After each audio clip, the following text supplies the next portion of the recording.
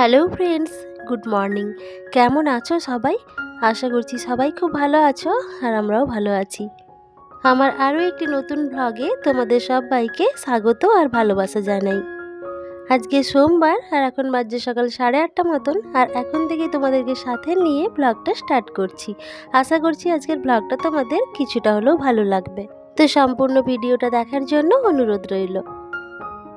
মেয়েকে আগে সকালবেলায় রেডি করিয়ে স্কুলে ছেড়ে দিয়ে এসেছি, আর তারপরে সোজা চলে এসেছি রান্নাঘরে। আমাদের যেহেতু সকাল সকালই রান্না বসিয়ে দিতে হয়, কারণ আমার শাশুড়ি মা খেয়ে দিয়ে অফিস যান, তাই 8টার মধ্যেই রান্নাটা বসিয়ে দিতে হয়। আর 9টার মধ্যে যা রান্না হয় সেটাই আমার শাশুড়ি মা খেয়ে নেন, আর বাকি যা থাকে সেটা পরে ধীরে সুস্থে করা হয়। আর সকালবেলা রান্নাটা তো সাধারণত আমি করি না, আমার ননদই করে থাকে, কেননা সকালবেলার দিকটা আমার অতটা সময় হয় না।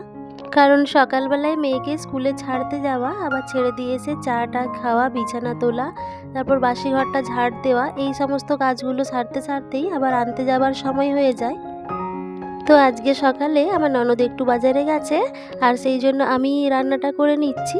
আর আজকে রান্না বলতে সেরকম বেশি কিছু হবে না, ওই তো চচ্চড়ি একটা বসালাম, শাক আর সমস্ত রকম সবজি দিয়ে, আর এপাশে ফুলকপি আলু গাজর দিয়ে ঝোল করা হয়েছে, আর এটা মাছ দিয়ে পরে ছকে নেব। আমার ঠাকুমা শাশুড়ি যেহেতু নিরামিষ খান, সেই জন্য আমাদের বাড়িতে সমস্ত সবজিগুলোই নিরামিষ রান্না করা হয়, আর তারপরে বরং পেঁয়াজ দিয়ে মাছ দিয়ে ছকে নেওয়া হয়। আজকে বাড়িতে একটু নারায়ণ পুজো করা হবে, তো সেই জন্য আমার শাশুড়ি মা, আমি আর আমার ননদ ভাত খাবো না। আর শাশুড়ি মা এমনিতেই রুটি খেয়েই অফিস যান ঠান্ডার জন্য, আর ভাতটা উনি খান না বললেই চলে, প্রায় সপ্তাহে 2-1 দিনই ভাত খেয়ে থাকেন। আর তোমাদের সঙ্গে কথা বলতে বলতে আমার রান্নাটা তো প্রায় কমপ্লিটই হয়ে এলো। আর ওপাশে কড়াই মাছের মাথাটা আর লেজা মাছটা ভাজতে দিয়ে আমি এখন এই চায়ের বাসনগুলোও ধুয়ে নিচ্ছি। সকালবেলায় তো মেয়েকে ছেড়ে দিয়ে এসে চা খাওয়া হয়েছিল, আর সেই বাসনগুলোও ছিল। আর কালকে শাশুড়ি মা একটু পুর পিঠে বানিয়েছিলেন, তো তার হাঁড়িটাও ছিল, তো সবগুলো একসঙ্গে ধুয়ে নিলাম। শাকের তরকারিটা তো নিরামিষই হয়েছে, আর ফুলকপিটাও ঠাকুমার জন্য কিছুটা তুলে রেখে দিয়ে বাকিটা মাছ দিয়ে আর পেঁয়াজ দিয়ে ভালোভাবে ছকে নিলাম। আর তারপর চলে গেছিলাম মেয়েকে আনতে। মেয়েকে নিয়ে এসে এখন গ্যাসটা ভালোভাবে পরিষ্কার করে নিচ্ছি। আর দেখো, আমি একটা স্প্রে বটলের মধ্যে একটু ভিম লিকুইড ভালোভাবে জলে গুলে রেখে দিয়েছি, আর সেটাই এইভাবে রান্নার পরে চারদিকে একটু স্প্রে করে দিয়ে একটু হালকা হাতে মুছে নিলে বেশ ভালোভাবে তেল ছিটেগুলো পরিষ্কার হয়ে যায়। আর গ্যাসের পেছন দিকটায় দেখো যে একটা জানালা আছে, আর জানালাটা খোলা থাকলে চিমনিটা চালাতে অসুবিধে হয়, আর চিমনিটা চলে বলেই জানালাটা এইভাবে বন্ধ করে রাখতে হয়। তো জানালাটা যেহেতু বন্ধ থাকে, তো সেই জন্য রান্নার পর সমস্ত তেল ছিটেগুলো ওই জানালায় গিয়ে বসে, আর জানালাটা রোজ ভালোভাবে পরিষ্কার করাও যায় না। তাই ডাইনিং টেবিলের একটা পুরনো কভার ভালোভাবে সমান করে কেটে নিয়ে আর জানলাটাই ভালোভাবে লাগিয়ে দিয়েছি। আর এতে করে কি হয়, তেল ছিটেগুলো যা বসে সেগুলো ভালোভাবে প্রতিদিনই পরিষ্কার করা হয়ে যায়, আর জানলাটাও আর অতটা নোংরা হয় না। মেয়েকে স্কুল থেকে নিয়ে আসার পর ড্রেসটা আর চেঞ্জ করিনি, কেননা কয়েকদিন ধরে ঠান্ডাটা এতটাই বেশি পড়েছে যে কোনো জামা যখন একবার গলানো হয় তখন আর সেটা খুলতে ইচ্ছে করে না। তো তাই ভাবলাম যে এখন তো উলের কুর্তিটা পরেই আছি, আর এটা পরেই কাজগুলো সেরে নিই, কারণ ছাদে তো এখন বেশ ভালোই হাওয়া দিচ্ছে, ভালোই ঠান্ডা। তো ছাদ থেকে এসেই একবারে ড্রেসটা চেঞ্জ করে নেব। আর দেখো, কয়েকদিন পর আজকে একটু হালকা হালকা রোদ হয়েছে, তো সেই জন্য ভাবলাম যে বিছানার বালিশগুলো একটু রোদে দিয়ে দিই। আর ওই যে জামা কাপড়গুলো মিললাম, এগুলো কিন্তু আগের দিনই কেচেছিলাম, আর সেগুলো ভালোভাবে শুকনো হয়নি, তাই গামলায় করে রেখে দিয়েছিলাম। আর আজকে একটু হালকা হালকা রোদ উঠতে ছাদে দিয়ে চলে এসেছি। প্রায় 1 সপ্তাহ মতন হয়েই গেল রোদের তো দেখা সাক্ষাৎ নেই। আর রোদ না হলে যে এই শীতকালে কি খারাপ অবস্থা হয় সেটা বলার মতন নয়। আর এই কদিন ধরে দেখছি রাত্রেবেলা এত ঠান্ডা লাগছে, বালিশ বিছানাগুলো মনে হচ্ছে যেন জলে ভেজানো আছে। যতবারই পাশ ফিরতে যাই, মানে যে জায়গাটায় শুয়ে থাকি সেখানটা ছাড়া যখনই পাশে হাত পড়ে তখনই যেন হাত পুরো ছ্যাঁক করে ওঠে, আর তখনই ঘুমটা ভেঙে যায়। আমার তো আবার জলের বোতল মাথা গোড়ায় নিয়ে শোবার অভ্যাস আছে, তখন ভাবি হয়তো জল পড়ে গেল কি না, তাই জন্যই হয়তো বিছানাটা এত ঠান্ডা লাগছে। তারপর দেখি যে না, অতিরিক্ত ঠান্ডার জন্যই বিছানাটা ঠান্ডা হয়ে যাচ্ছে। তারপর দেখি জলের বোতলটা তো ঠিকঠাক জায়গায় রাখা আছে। তো যাই হোক, স্নানটাও আমার সারা হয়ে গেছে।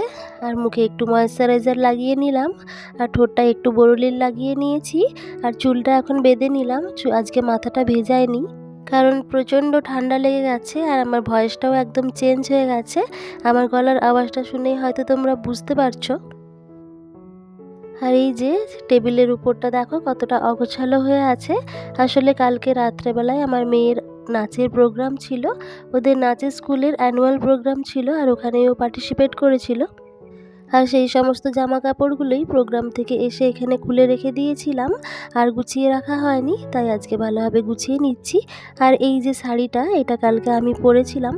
মেয়ের নাচের স্কুলে যে অ্যানুয়াল প্রোগ্রামটা হয়, সেখানে প্রতি বছর মায়েদেরও একটা নাচ থাকে, তো আমিও সেখানে পার্টিসিপেট করেছিলাম, আর সেই জন্যই কেরালা কটন শাড়িটা পরেছিলাম। আর ওগুলো এখন ভালোভাবে গুছিয়ে তুলে রেখে দিচ্ছি। আর এই যে সমস্ত গয়নাগাটি, কসমেটিক্স যা কিছু আছে, সমস্ত কিছুই এই কম্পিউটার টেবিলের উপরে খুলে রেখে দিয়েছি।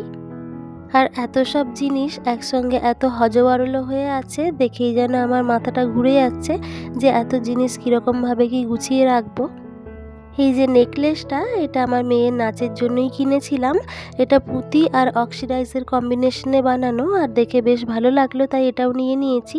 কোনো বিয়েবাড়ি ওকেশনে এটা আমিও ব্যবহার করতে পারবো।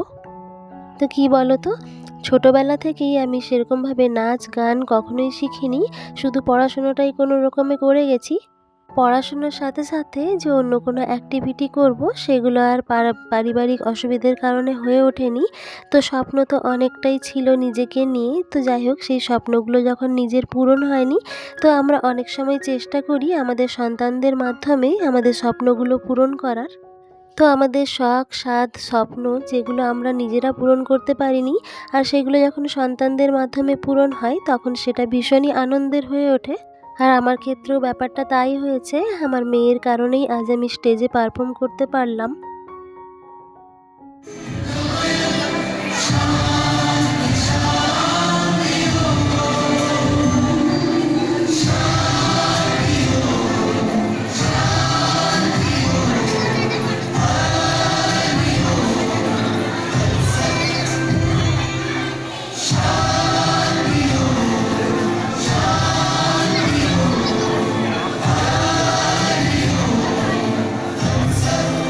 আমার স্টেজ পারফরম্যান্সের এক ঝলক তোমাদের সাথে শেয়ার করলাম। আমার কাছে সত্যি এটা একটা স্বপ্নের মতন। ফিরে এলাম আবার আগের জায়গাতেই। জিনিসগুলো সমস্ত কিছু জায়গা মতন গুছিয়ে রেখে দিয়েছি, আর তারপরে কম্পিউটার টেবিলটা ভালোভাবে গুছিয়ে নিলাম। আর এই যে ছোট্ট আলমারিটা, এর মাথার উপরেই আমার মেয়ের বই খাতা আর কিছু কসমেটিক্স রাখা আছে। আর প্রত্যেক দিন এগুলো না একটু ঝাড়াঝাড়ি করলে ভীষণ ধুলো পড়ে। আর ওই ফারের ঝুল ঝাড়ুটা দিয়ে আমি প্রত্যেক দিনই একটু করে ঝাড়াঝাড়ি করে নিই, তাহলে আর অতটা ধুলো বসে না। বন্ধুরা, আজকের ভিডিওটা যদি তোমাদের কিছুটা হলেও ভালো লেগে থাকে, তাহলে প্লিজ একটা লাইক আর কমেন্ট করে দিও।